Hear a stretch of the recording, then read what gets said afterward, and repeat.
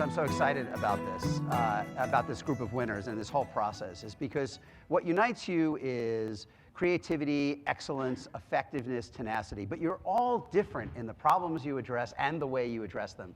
You really embody different kinds of models of how you advance social change. So let's start by just taking a couple minutes to explain, kind of going down the line, what each of you, what your organization does and how you have pursued those goals. Joe, start us off. Workplace Inc. is a Connecticut-based private not-for-profit, but we've always tried to be far more business-like than not-for-profit-like.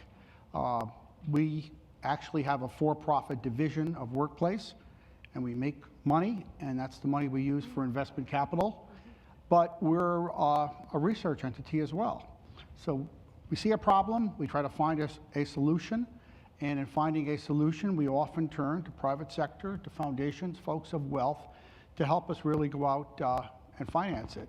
Some things cannot be done by government well, and that's one of them because the process would just take too long, and you almost reach a point at the end of the process where your problem doesn't exist anymore, or it's very different than it was when you started the project. And I think a lot of folks do agree with that. So we go out, we try to build a constituency, a group of supporters that want the outcome as badly as we do, and we were able to join unusual partnerships as a result of that. Brenda, tell us about Champlain Housing Trust. The Champlain Housing Trust is the model is a community land trust, and we create and preserve permanently affordable housing for our community, which is a very expensive market and has been over time.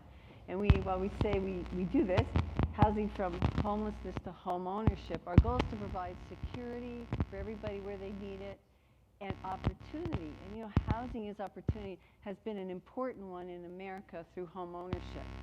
In home ownership, people get to actually build wealth and assets even as they have control over their own home. And we do this through a unique shared equity model where folks get in for less cost. Thank you. But when they leave some of that market appreciation, take the equity they built. This way, this is the twofer of our program. Those folks get the advantage, again, of home and wealth, and 2/3 of them go on to buy in the market. But we're able to keep that home affordable, family after family. It's a huge gain on public investment. In fact, the $2 million that was invested in the first 3/4 of our homes is now valued at $10 million. It didn't just get recycled and stay, but with the real estate, it has gained in value. Well, public investment does that. And so we're growing this all the time. We're about to round the corner on our 1,000th homeowner. And we also are very keen, work hard to try and spread the model around the country, which this really helps with. I don't know if you need the mic, Stan. See if it works. Stan, explain a little bit about what you're doing. Sure. I work for IBM, a big company. But the idea was to create a new model for high school in America. The program is called PTech, and I don't think there is any problem that we're facing in the nation that doesn't link back to whether or not our schools are functioning well, especially for low-income youth and children of color. So PTech is a collaboration. We came up with the idea at IBM, but we work closely with local school districts, community college partners, and other companies to create a seamless model so that students will get not just a high school diploma, but a community college degree, an associate's degree, and the pledge and promise that students who successfully complete are first in line for jobs. If we look at the schools that are functioning now, as you heard, they're dealing with a low-income population, they're dealing with students who might not achieve, but given the opportunity to have mentors, paid internships, a structural program that connects workplace learning and strong academics, they're succeeding at high levels that could not have been achieved without this structure. Now, when we talk about innovation, innovation is also about replication. So it's not success if it exists in a small number of places. It's success if it becomes a model and is replicated across the United States. So we believe that PTech is the future to make the U.S. competitive. Can I just, before we move on, Tamara, real quick follow-up, and I think you can just hold the mic, right? They're working. Give it back to, in fact, give it back to Brenda. Has this been going long enough where you actually have graduates yet through the program? Yes, as a matter of fact, although it is a 6-year program, there are graduates who completed the 6-year program in 4 years. There are graduates who just completed in 4.5 years. And this June, the number of graduates completing in 5 years or less will total 30% of the initial group of students. And the grade point averages are also extremely high, and they are actually getting jobs. So we hired the first group of graduates at IBM, and their starting salary was $53,000 a year. Tamara, yeah. Hi there, my name's Tamara. I'm from Girl Start, and we provide STEM education for girls. We believe that the world's greatest challenges need a lot more answers. And if it's the case that girls, 50% of your potential workforce, are being left behind in STEM, it makes a lot of sense to invest in STEM education for girls. We provide year-round programs both at our partner schools as well as at Girl Start, as well as with other partner organizations, to make sure that girls sustain their interest in STEM, that they build STEM skills, that they have access to female role models, and that we encourage them to continue to be interested in STEM elective majors and careers. And we're seeing the fruits of our efforts through our Girl Start After School program in particular, whereby girls are dramatically outperforming non-Girl Start participants, both girls and boys, on standardized tests in math and science. And we believe that STEM is really a silver bullet, and math in particular. And that if we focus our energies on supporting and sustaining girls in STEM, that they will then go on to have stronger futures. So the work that we do is absolutely invested in focusing on reaching girls on a daily basis with STEM programs, with the view to they're going to be a stable and successful parent and member of the workforce, and potentially just come up with the next innovation that happens to be in your pocket. Steve. So Global Detroit was created in 2009 in the midst of Detroit's, the largest municipal bankruptcy, the state's hemorrhaging jobs, lost 1 million jobs, 20% of our workforce in the 2000s. And it was an economic development revitalization strategy to look at the international community, the immigrant community in the city, as well as across the region, as a source of strength and growth. And so we have targeted helping Michigan companies tap into international talent that they so badly need, and it's perfect that we're sitting next to each other. Talk a little bit more about STEM, but also help immigrant entrepreneurs and revitalize the city, and really just create a global region in general to help revitalize the economy. So around talent, one of our initiatives is to launch the country's first international student retention program. Right now, 70% of all the graduate students in America in electrical engineering are international students. For us to grow this economy, we have got to have a strategy to retain that talent and produce our own domestic STEM talent and diversify that talent. We know that 32.8% of the high-tech firms created in Michigan in the last 10 years were started by an immigrant. So these are factors that we wanted to facilitate. In terms of revitalizing the city, we run a very large entrepreneurship training and lending and support organization that works both in the African American community and the immigrant communities. And we are innovating with partners like Mayor Duggan and Governor Snyder, and represent a movement across the Rust Belt of about 18 different cities that are similarly looking at immigrants as a source of strength and growth. Kara, thank you. Steve. B-Lab's mission is to support a global community of people using business as a force for good. And there's a couple ways we do this, one of which Tom mentioned is the certified B Corp community. And the impetus for B-Lab creating the certification that is, as Tom mentioned, you can think of it kind of like fair trade or organic is to a food product, B Corp certification is to a business. And the impetus behind that was really that both business leaders and individuals, job seekers, consumers, didn't have a way to identify whether a business was truly doing good or whether it was just good marketing. And so B-Lab has, with a consortium of leaders in the private sector, other nonprofit leaders, developed a set of standards that help companies to identify what is it that makes us a good business? What type of social and environmental impacts should I be focusing on?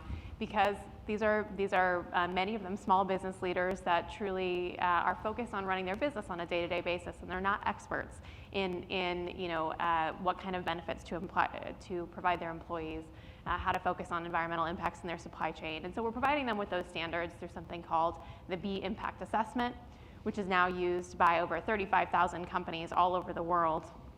And we're also supporting them through policy changes. So B-Lab has worked with attorneys in the Certified B Corporation community around the country to pass laws to allow a new kind of legal corporate entity called the benefit corporation. And benefit corporations provide a legal structure that allows companies to actually align their legal structure with their mission and say we care about more than just profits, and we should be legally allowed and held accountable for taking into consideration our stakeholders like our employees, our communities, and our environment, because those business leaders truly believe that it is in the long-term best interest for the company, it's in the long-term best interest for the value of the company to take those things into consideration. And historically, corporate structures and corporate law has really been out of sync with what business leaders believe that they want to do. And then lastly, we're telling stories about these companies, really helping to shine a light on the leaders that are truly leading the way, demonstrating what it means to be a responsible company, and giving people access to that information. Again, for consumers to be able to choose the kind of companies that they want to buy from, for millennials who are now 50% of the workforce who care more about purpose than they do about a paycheck, to be able to find a company that they want to work for.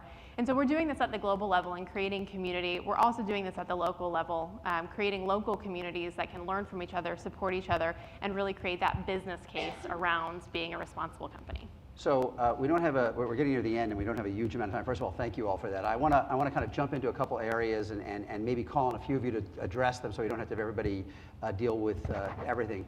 So Tamara, let me start with you. All of these groups, all of you work with governments, but you're outside of government.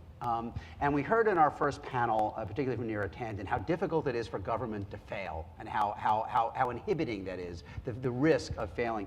What can groups like yours bring to the policy innovation process that a government program cannot?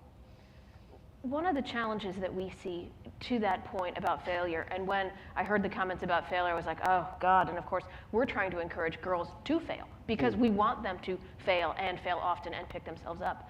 But one of the things that I do see in nonprofit work generally is that nonprofits have the experience on the ground to understand what is reasonable and practicable on a day-to-day basis. What we see when we work with governmental entities, when you have conversations about things like indirect costs and so forth, that is really another world.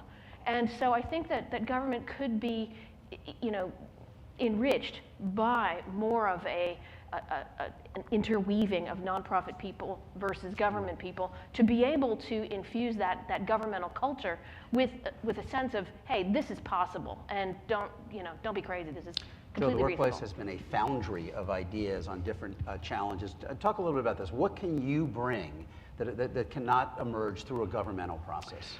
I think that what we bring, as we did with Platform to Employment, which is a program that targets the long-term unemployed, is that we can develop a constituency that care about that issue. And we can do things through private sector money without the constraints of government, regulations, and all the other things that come with it to get results quickly. And by that, that's a huge benefit that we bring to the table. But also we can integrate whatever we do with the rest of the efforts that we have with respect to workforce development, be it federal, state, or non-government dollars that do in fact support it. Several of you are examples of public-private partnerships, which is talked about a lot, hard to do in practice. Stanley, your organization often involves the K-12 system and the community college system and a private employer. That is a lot of people to bring around one table. What does it take to make it work? I think it takes a real commitment to partnership and collaboration. This is the 80th anniversary of Social Security. Social Security was a major innovation of the United States. It was implemented by IBM and the federal government. It was a collaboration and a partnership that changed the face of the country 80 years ago. And it was a successful public-private partnership. You can't achieve that kind of collaboration and partnership without a shared commitment to a common set of goals. And I think the shared commitment has got to go beyond examples of innovation, and it's got to go to scale. And that's what large companies have the opportunity to do, but only if we work collaboratively with government at a variety of different levels. So we've had an enormous amount of support from government leaderships, governors like Governor Cuomo, but Democrat governors, Republican governors, because everybody understands the future. It can't leave out large numbers of young people who don't have the skills to succeed, but they could. You know, Des Moines, by the way, is part of the national evolution where a majority of the public school K-12 students in Des Moines are now kids of color, as well as nationwide for the first time ever as of 2014. Brenda, talk a little bit about your experience building public-private partnerships. Well, we are a social enterprise, and so to develop housing, it takes a lot of capital, and we partner with everybody, the development community, the financial sector, and a great deal, local government, every level of government. So it's very important. And I think that there's an opportunity, because we're at the local level, to build those partnerships. It does take some face-to-face. It does take some talking across the aisle. When we started our model, it required sort of messing the way people financed home ownership, because we use resale restrictions. We're on a ground lease, and banks didn't lend that way, and we had to go bank by bank and, you know, to our public lenders and say, let's create something new, something that will make a difference, because the old ways of doing it didn't work anymore. Home ownership grew right through the 60s, right from the 40s, and then it flattened out, and of course since the crash a lot of people have lost. And communities that were barred from that, particularly because of, you know, redlining and discrimination in lending, African American families have much less wealth than white families, mostly because of home ownership. These are wage earning people. So it's not just an income gap, it's wealth. And if your parents didn't own a home, or your grandparents, no one's going to pass that down payment on to you. And we had a homeowner who told us, you ended intergenerational poverty in my family, because my entire family rented. And that's the stepping stone part of the model, if you get people in. This took an enormous amount of collaboration, and today we have 41 different lenders who have loaned to our buyers in Little Vermont. But after the crash, we've been helping around the country to rebuild those relationships with banks, and there are some things the government could do. So, Carol, let me ask you, you know, for a public-private partnership, you need private companies that want to engage in one way or another in addressing social challenges. What does it take, you think, to widen the universe of companies that see this as part of their mission?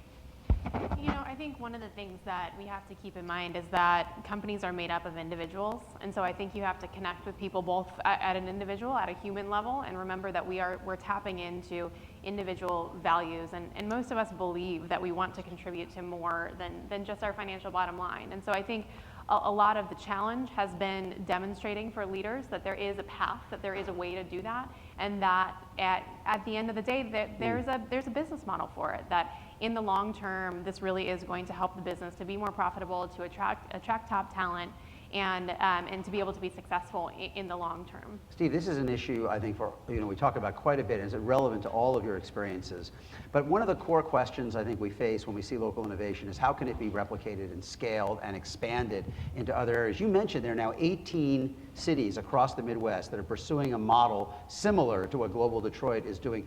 Talk a little bit about how that idea has moved into so many communities. And I think it really highlights the first panel we had today.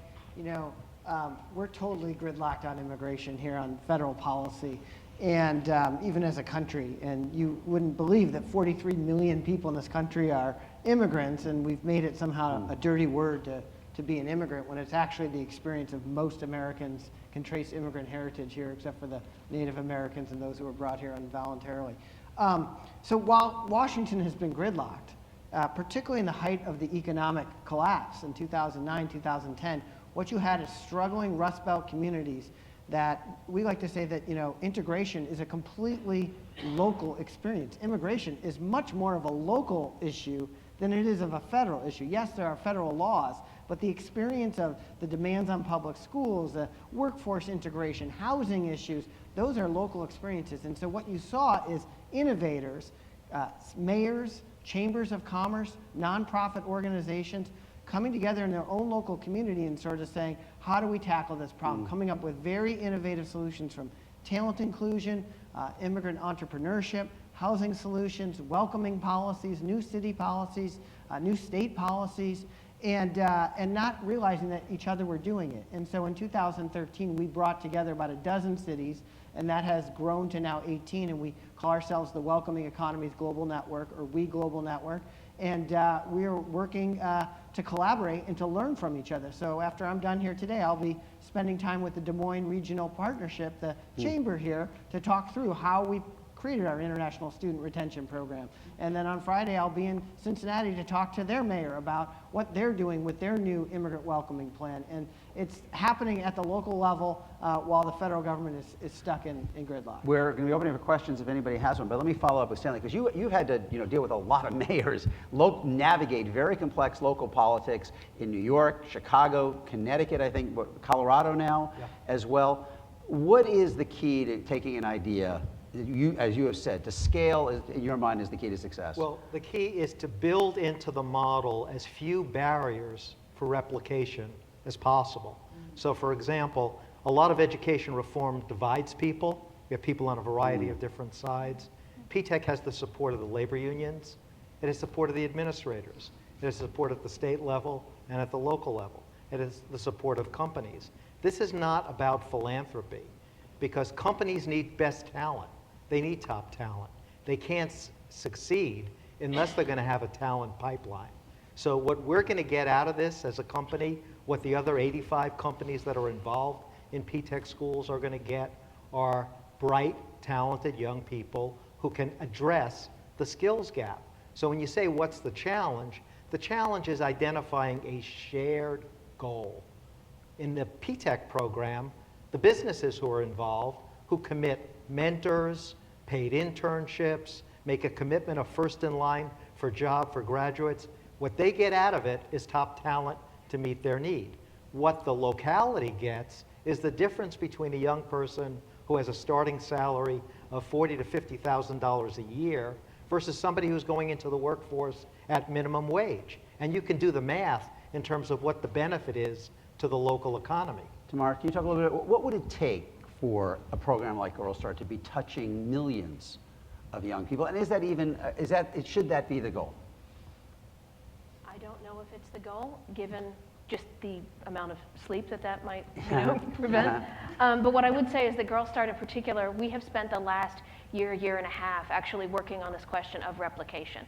We have a wait list, and it's one of the challenges that we particularly face because there's a great deal of demand for the work that we do. At the same time, we're 10 people in a room plus a lot of college students that we call our STEM crew.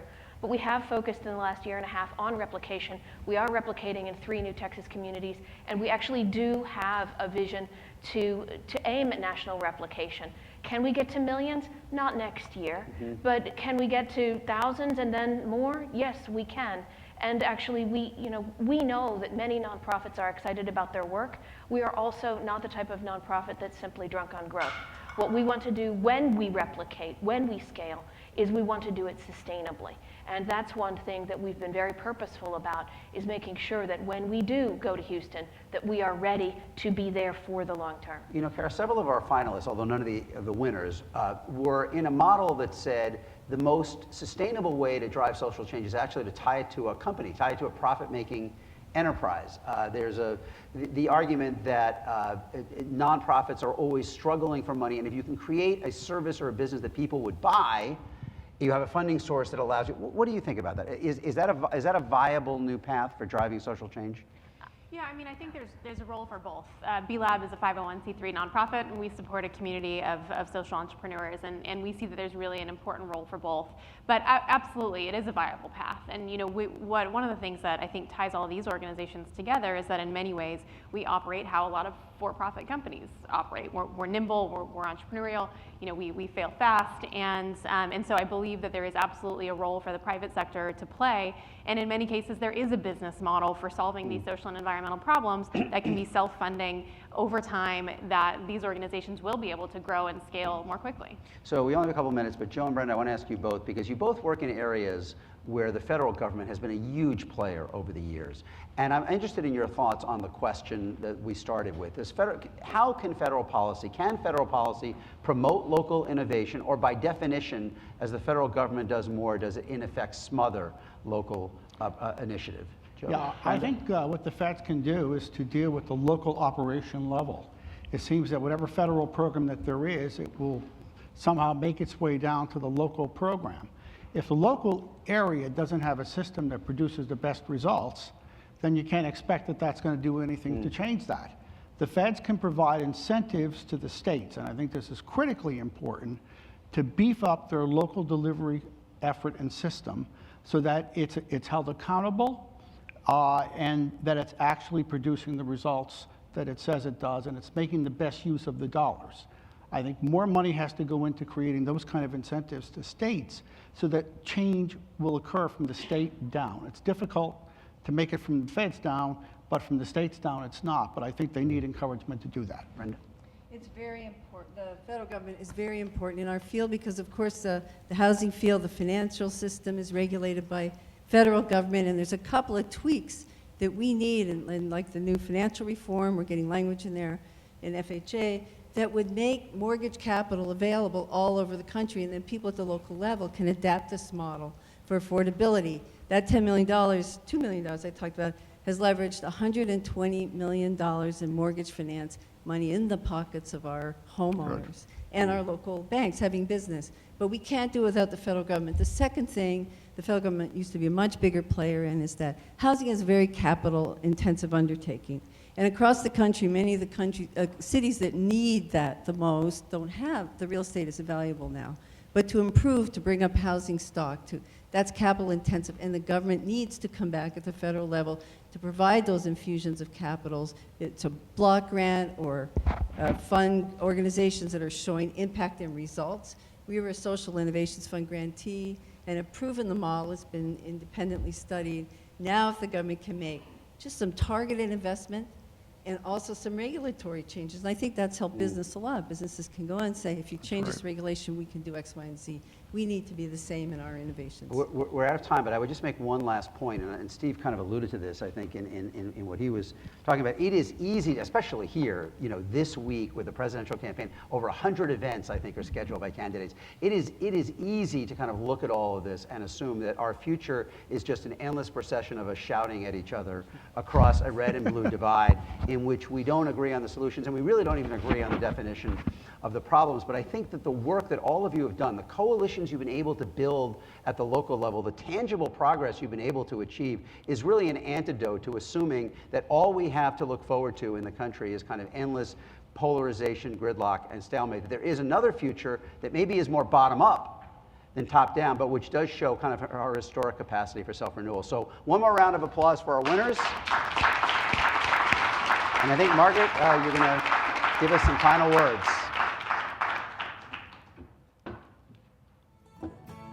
Thank you so much, Ron, and thank you to Matt Vasila-Gambros for leading our conversations this morning. Ron, I loved how you described this as the new golden age, and I think our winners today are evidence of that. It was an inspiring day. Thank you to Allstate. Thank you, Tom Wilson, for your inspiring words, and a major thank you to our audience who was with us this morning, and we hope you all have a wonderful day, and we wish you all the very, very best in all that you're doing to make the world a better place. Thank you. Thank you. Thank you.